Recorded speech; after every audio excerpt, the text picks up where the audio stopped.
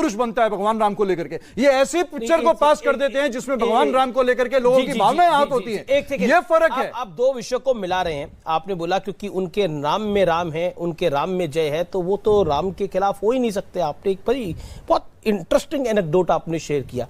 नाम में तो बहुतों के बहुत कुछ होता है, बहुतों के नाम में बहुत कुछ होता है। अब शादाब के नाम में चौहान है पीछे, क्या कहिएगा, क्या कहिएगा अनुज भाई? वो तो है, शादाब के नाम के पीछे चौहान है। बिल्कुल है, चौहान बताइए क्या करिएगा? नाम में कई बार बहुत गड़बड़ हो जाती है।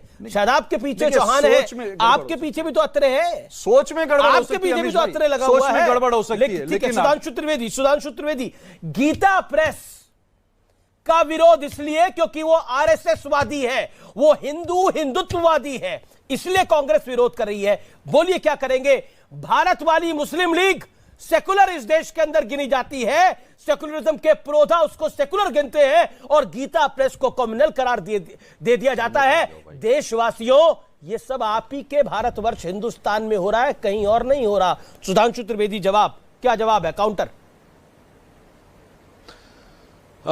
देखिए, यहां समस्या सिर्फ गीता प्रेस से नहीं है, गीता से भी समस्या है।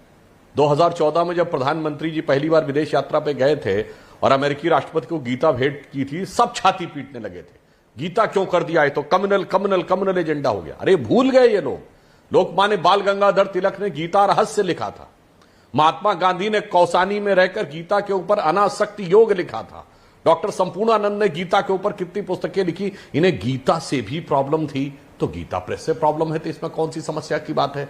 ये तो इनके मन की भावना है।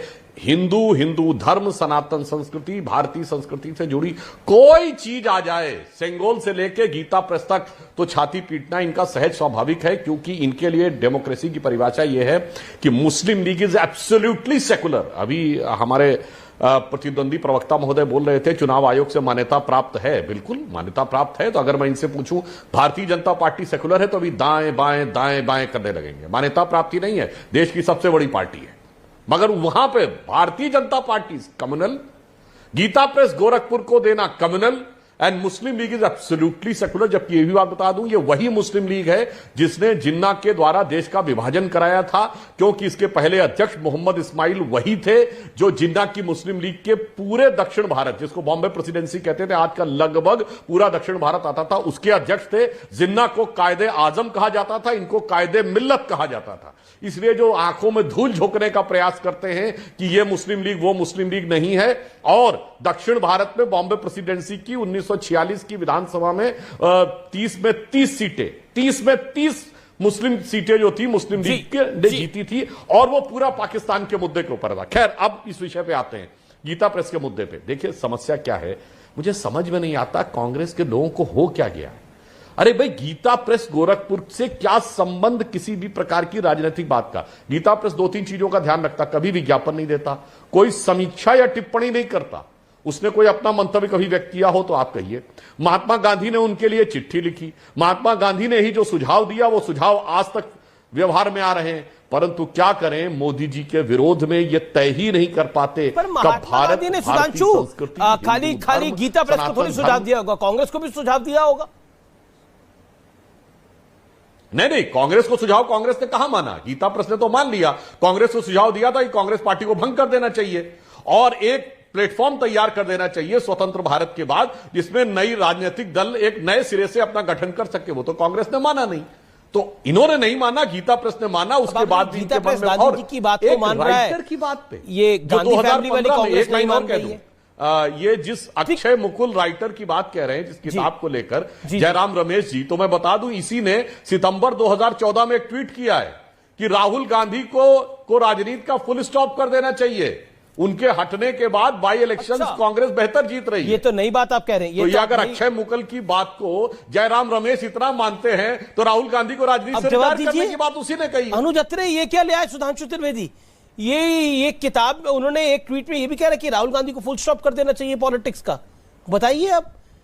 अब देखिए, किताबें तो बहुत कुछ लिखी गई हैं देश की वर्तमान तो में उसी सत्ताधारी किताब को तो कोट किया दल था, के उसी किताब को नेताओं कोट किया के जयराम जी लिए, ने। इनके नेताओं के लिए भी बहुत कुछ लिखा गया है। अगर हम उन बातों पे जाएंगे तो मुझे लगता है बहुत बहुत दूर तक जाएगी, लेकिन आज के विषय ले जाइए दूर तक, आज के विषय पे आ जाते हैं। अनुज भाई, मना हम कौन हिंदू कर रहा और है? दूर हिंदुत्व तक पे लेके आता है, जाइए, समय बहुत है हमारे जो पास। सबसे बड़ा इनका ट्रम्प कार्ड है, हिंदू और हिंदुत्व की जो लड़ाई इस देश में इन्होंने छेड़ रखी है, हम उस पे आते हैं। हम आपने कहा गांधी वाली कांग्रेस, अरे निश्चित तौर पे गांधी जी के असूलों पर चलने वाली कांग्रेस आज भी है, ये देश भी चलता है और कांग्रेस पार्टी भी चलती है। गांधी जी तो वो हिंदू थे जिनके नाम से अंतिम समय भी हे राम निकला, और हिंदुत्ववादी वो थे नाथूराम गोडसे जो भारतीय जनता पार्टी के पूजनीय हैं। उस हे राम बोलने वाले उस बुजुर्ग की छाती में 3 गोली मारने वाला गोडसे को पूजने वाले ये लोग हैं। Okay okay okay, Sudhanshu 40 second quick rebuttal, then other guest.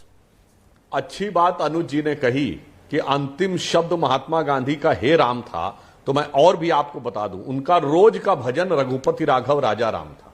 उनका राजनीतिक दर्शन राम राज्य था, और हे राम उनकी समाधि पर लिखा है। मगर स्वर्ग में बैठकर गांधी जी को क्या अनुभव हुआ जब 2007 में सर्वोच्च न्यायालय में हलफनामा देके कह दिया राम काल्पनिक थे, यानी महात्मा गांधी की समाधि पर लिखा हुआ हे राम झूठा है। इससे बड़ा छलावा गांधी जी की विचारधारा के साथ नहीं हो सकता। आज गांधी का ग्राम स्वराज्य, समझिए हिंद स्वराज जो 1909 में महात्मा गांधी ने लिखी, बाद में नेहरू जी ने उसकी आलोचना कर दी। ग्राम स्वराज्य, खादी, महात्मा गांधी का ग्रामोदय, महात्मा गांधी की गो सेवा, महात्मा गांधी के राम, सब कुछ तो त्याग दिया। अब तो यूथ कांग्रेस में गांधी टोपी होती थी, वो भी जब राहुल गांधी जी 2007-8 में थे तो इन्होंने वो टोपी भी हटा के मॉडर्न कैप कर दी थी। अब गांधी के नाम का कुछ नहीं रह गया है सिवाय नाम के, और सारा काम जो है, मैं ईमानदारी से कह दूं, सादा जीवन, उच्च विचार, ग्रामोदय की परिकल्पना, देश के लिए निरंतर निस्वार्थ भाव से लगे रहना दिखता है तो राष्ट्रीय स्वयंसेवक संघ के प्रचारकों में। यदि गांधी के जीवन के जो अच्छे पहलू हैं, यदि वो आचरण में दिखते हैं तो संघ में, और गांधी ने जिन जिन चीजों की आलोचना की वो सारी चीजें इनकी तरफ दिखती। ठीक है, जब शदाब चौहान, अनुराग भदौरिया, आपके विचार क्या हैं?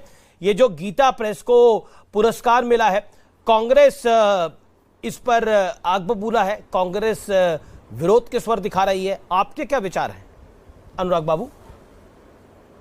देखिए, अभी मैं सुधांशु जी को सुन रहा था तो मैं उन्हीं से पूछ लेना चाहता हूं, गांधी जी का इतना सम्मान करते हैं तो गांधी जी के हत्यारे को राष्ट्रभक्त किसने कहा था? बता दीजिए, ये भी बता दीजिए, लगे हाथ जनता जान जाए कि आप इतनी अच्छी बात गांधी जी के बारे में कर रहे हैं लगातार। हिंदुस्तान को तो ये भी तो पता चलना चाहिए ना कि मारने वाले को, महात्मा गांधी जी को मारने वाले को राष्ट्रभक्त किसने कहा था? बता दीजिए लगे हाथ। अगर जीभ ना लड़खड़ा रही हो कहीं तो, परेशानी ना आ रही हो कहीं तो बता दीजिए आप, जिसके साथ कांग्रेस ने मध्य प्रदेश में गठबंधन। अब आप बजरंग सेना चले गए, मैं आपसे जो पूछ रहा हूं उसका जवाब दीजिए। अरे कांग्रेस ने गठबंधन किया है ना उनके साथ। मेरे सवाल का जवाब है हाँ या ना में दीजिए, नाम लेके इधर उधर मत जाइए। हाँ, करने लगे, हकलाने लगे ना, ये हकलाना जो है ना आपका, हकलाने लगे ना। अब नाम याद आ रहा है कि नहीं आ रहा है? नाम नहीं याद आ रहा है ना, इसलिए आप चुप बैठ जाइए। अरे मैंने नाम बता दिया, अब आप बताइए इसमें क्या कहना है? इसके बावजूद उनके साथ 23 तारीख को बैठिए ना। मैंने जो आपसे, किसने बोला था नाथूराम गोडसे को? सुनिए, अनुराग, आप सवाल का जवाब दीजिए ना। मैंने आपसे एक सरल सवाल पूछा, गीता प्रेस गोरखपुर को जो सम्मान मिला है उसके आप पक्ष में है, उसके आप खिलाफ है? बोलने दीजिए, बोल रहे हैं। सवाल हो गया आपका। देखिए, सवाल यह है कि साहित्य के किसी भी विभाग को, किसी भी प्रकाशन को अवार्ड मिलता है तो अच्छी बात है। मैं तो कहता हूं गीता प्रेस को भी मिले, जो मुंशी प्रेमचंद्र की कविताएं इतनी अच्छी अच्छी लिखी गई हैं, गोदान वगैरह, उनको भी मिले, महादेव वर्मा जी के प्रकाशन को मिले, सबको मिले, इसमें बुराई क्या? अच्छी बात है। मुंशी प्रेमचंद का उपन्यास है, कविता नहीं है, अवार्ड मिलता है तो अच्छी बात है। अब मेरी पूरी बात होने दीजिए, देखिए, ये सब मत कीजिए बीच में, मैं अपनी बात कह लूं। लेकिन सवाल ये उठता है कि भारतीय जनता पार्टी, तो कांग्रेस बैठी अभी आपको जवाब दे रही है, लेकिन भारतीय जनता पार्टी देखो मुद्दों से कैसे छलांग मारती है। अब भारतीय जनता पार्टी के प्रवक्ता ने दुनिया भर की बातें बताई, तमाम बातें बता दी। मैं इनसे पूछना चाहता हूं, आप ये बताइए कि आपने 2014 में जो जनता के साथ वादे किए थे, वो तो सबसे बड़ी चीज है ना, उससे बड़ी तो कोई चीज नहीं है। जो आपने वादे किए थे क्या आपने पूरे कर दिए? बताइए। मतलब बीजेपी, आप कह रहे हैं, जो आपने वादे किए थे वो वादे तो पूरे करो। अनुराग, एक सेकंड, मैंने 2014 वादे के आप वादों आगे से किसानों के 2014 के वादों पर आप डेली चर्चा कर लेते हैं, डेली आते हैं, वही बात बोलते हैं। मैं आपसे सवाल पूछ रहा हूं, यानी गीता प्रेस गोरखपुर को सम्मान देकर मोदी सरकार ने बढ़िया काम किया, हां या ना? मैं तो कहता हूं सम्मान किस, आप बोलने ही नहीं दोगे। दिक्कत यह है कि मैं बोलूंगा आप चिल्लाने लगोगे। अरे मैं अपनी बात कहूंगा ना, तो मुझे अपनी बात कहने दीजिए। मैं कह रहा हूं किसी को भी सम्मान मिलता है, अच्छी बात होती है, सम्मान मिले, सम्मान लेना चाहिए। लेकिन भारतीय जनता पार्टी हर चीज का राजनीतिक मुद्दा क्यों बनाना चाहती है भाई?